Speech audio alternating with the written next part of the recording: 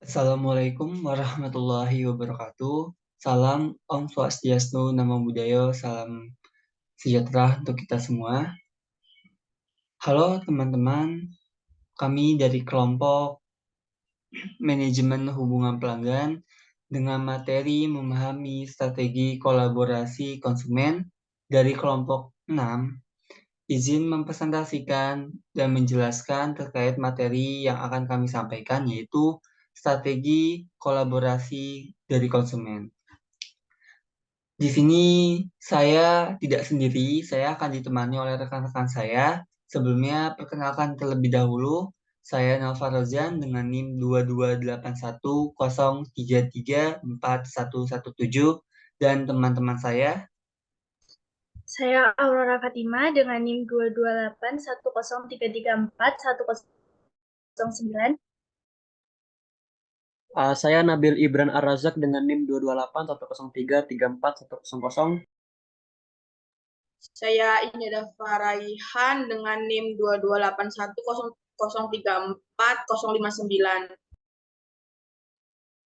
Saya Anindya Eka Puspitasari dengan NIM 228103341110.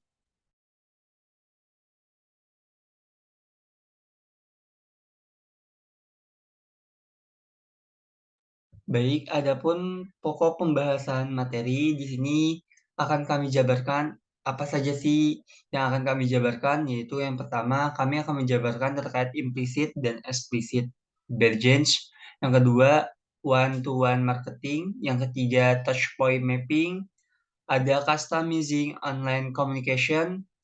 Selanjutnya kami akan mempelajari dan membahas mengenai complaining customer, dan terakhir kami akan membahas pentingnya adanya contact center. Mari kita mulai dengan materi implicit dan explicit bargains. Strategi kolaborasi konsumen implicit dan explicit bargains dapat dijelaskan sebagai cara untuk menciptakan pengalaman belanja yang menyenangkan dan memuaskan bagi konsumen, sambil juga meningkatkan penjualan dan keuntungan bagi penjual.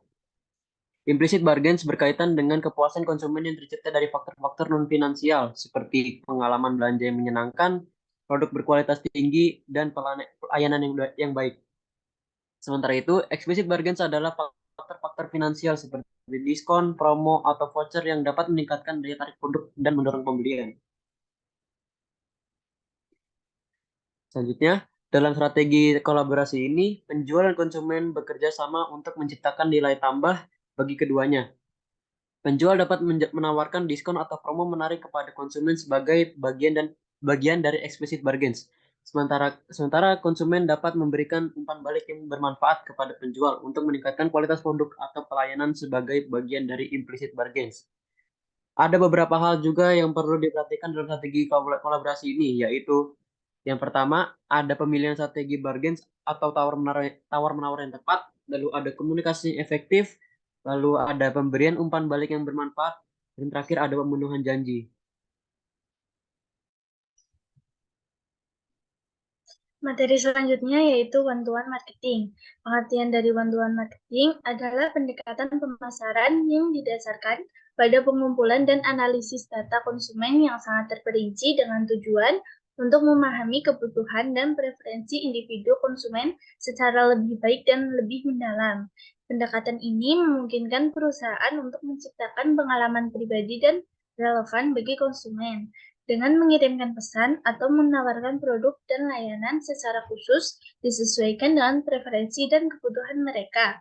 Dalam prakteknya, one-to-one marketing melibatkan pengumpulan dan analisis data konsumen seperti riwayat pembelian, preferensi produk, lokasi, dan data demografis lainnya. Dari data ini, perusahaan dapat membuat profil konsumen dan menggunakan algoritma untuk menghasilkan rekomendasi produk atau layanan yang paling sesuai dengan preferensi individu konsumen. Tujuan dari one-to-one marketing adalah untuk meningkatkan loyalitas konsumen dan membangun hubungan jangka panjang dengan mereka. Melalui pengalaman pribadi dan relevan, konsumen lebih cenderung untuk kembali dan membeli produk atau layanan perusahaan lagi di masa depan. Selanjutnya yaitu touch point mapping. Pengertian dari touch point mapping adalah sebuah metode untuk memetakan dan menganalisis interaksi atau kontak yang terjadi antara pelanggan dan bisnis selama siklus hidup pelanggan. Dalam hal ini, touch point dapat diartikan sebagai setiap titik kontak atau interaksi yang terjadi antara pelanggan dan bisnis, termasuk tetapi tidak terbatas pada pengalaman di toko fisik, interaksi melalui situs web, layanan pelanggan, dan konten pemasaran. Tujuan dari touch point mapping adalah untuk memahami pelanggan dan menemukan cara untuk meningkatkan kualitas interaksi dan memperbaiki pengalaman pelanggan dengan memetakan setiap touch point dan menganalisis data yang diperoleh dari pelanggan selama interaksi mereka dengan bisnis.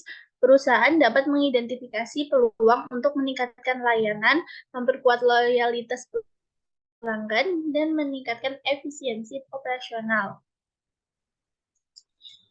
Customizing online communication. Mengapa komunikasi yang dipersonalisasi penting? Sederhananya, konsumen mengharapkan komunikasi yang dipersonalisasi dalam semua interaksi. Karena mereka sering membutuhkan alasan untuk memperhatikan merek atau materi. Komunikasi yang dipersonalisasi sangat penting untuk keterlibatan dan retensi pelanggan, mendorong loyalitas merek dan pemaparan merek dari mulut ke mulut. Faktanya, dalam survei perusahaan yang dilakukan oleh Essence, 70% responden menyebutkan mempersonalisasikan pengalaman pelanggan sebagai prioritas utama mereka. Selain pelanggan, karyawan, dan mitra bisnis juga mengharapkan pengalaman yang lebih disesuaikan. Dengan demikian, mempersonalisasikan semua komunikasi internal dan eksternal dapat meningkatkan pengalaman karyawan, kemitraan yang menguntungkan, hubungan pelanggan, dan penjualan. Upaya menyeluruh untuk mempersonalisasikan komunikasi dan pengalaman juga menjabatani tim dan industri, mulai dari streaming video hingga desain perangkat lunak, manufaktur hingga logistik. Perusahaan berusaha untuk terhubung dengan pelanggan mereka dengan cara yang otentik, membuat konten produk dan layanan yang disesuaikan dengan minat individu. Semua ini bergantung pada komunikasi yang dipersonalisasi baik melalui teknologi. Next.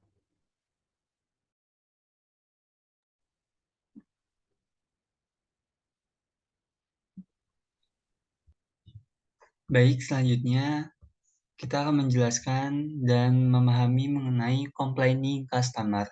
Sebenarnya, complaining customer itu apa sih? Pengertian dari complaint itu sendiri adalah sebuah keluhan yang merupakan sebuah ekspresi atas ketidakpuasan yang diterima diperuntukkan kepada sebuah organisasi ataupun produk ataupun layanan terkait yang diproses penanganan keluhan itu sendiri, di mana respon atau penyelesaiannya diharapkan dapat dilakukan sesegera dan sebaik mungkin. Keluhan adalah salah satu bagian yang mengekspresikan bentuk negatif yang dihasilkan oleh pelanggan terhadap ketidakpuasan atau ketidaksesuaian kenyataan apa yang ditawarkan kepada seorang pelanggan dalam sebuah produk. Sedangkan pengertian complaining customer itu sendiri, complaining customer adalah teknik penanganan atau penyelesaian sebuah keluhan dari pelanggan untuk diatasi dengan cepat dan strategis, tepat serta memuaskan, yang bertujuan agar pelanggan merasa puas dan tidak merasa rugi serta tidak merasa bahwasannya apa yang dia lakuin itu salah dan membuat citra produk atau perusahaan itu menjadi jelek. Sikap dalam melayani pelanggan bisa diatur dengan sedemikian rupa, yang dimana setiap perusahaan perlu menyediakan kesempatan dan akses yang mudah serta nyaman bagi para pelanggannya dalam menyampaikan saran, kritikan, serta keluhan dari mereka. Adapun manfaat dari complaining customer itu sendiri, yaitu yang pertama, dengan adanya complaining customer dapat menambah evaluasi dan memberikan evaluasi bagi perusahaan untuk kedepannya menjadi lebih baik lagi. Yang kedua, adanya peningkatan SDM dan produk yang sebelumnya mungkin kurang baik menjadi lebih baik. yang sudah baik menjadi lebih baik, dan yang sudah lebih baik menjadi lebih baik lagi. Dan yang selanjutnya, agar lebih kreatif dan inovatif terhadap produk, sehingga produk tidak monoton dan terus berkembang tanpa ragu, sehingga bisa meningkatkan kinerja perusahaan dan menambah daya tarik perusahaan terhadap pelanggan. Dan yang terakhir, lebih siap siaga dan detail dalam menentukan kualitas suatu produk.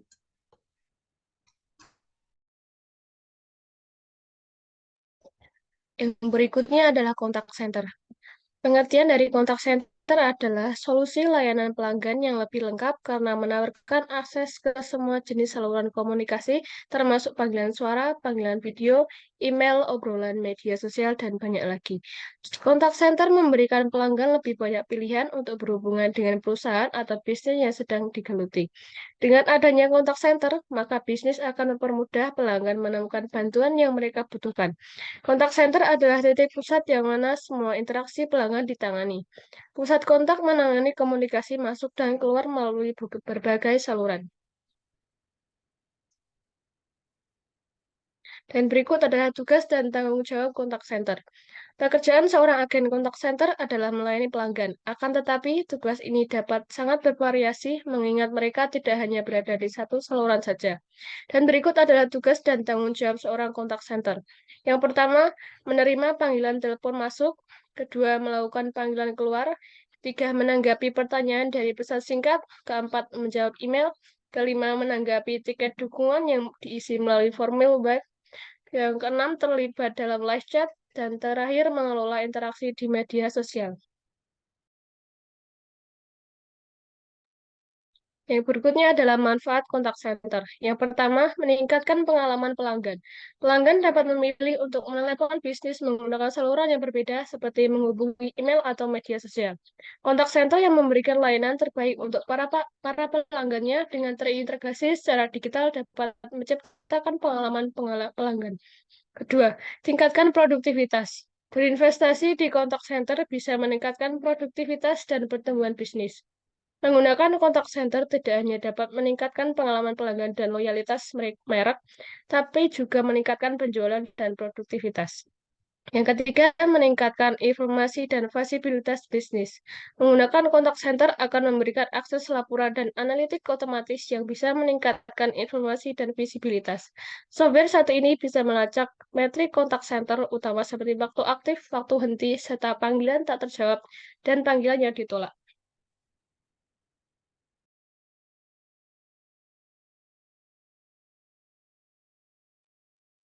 Baik, itu saja yang bisa kami sampaikan selaku kelompok 6 dari manajemen hubungan pelanggan terkait memahami strategi dan kolaborasi terhadap konsumen. Jika ada kesalahan ataupun kesalahan yang bisa kami lakukan, ya semoga bisa diterima dan bisa bermanfaat untuk teman-teman yang mendengarkan dan melihat video kami. Sekian dari kami. Wassalamualaikum warahmatullahi wabarakatuh.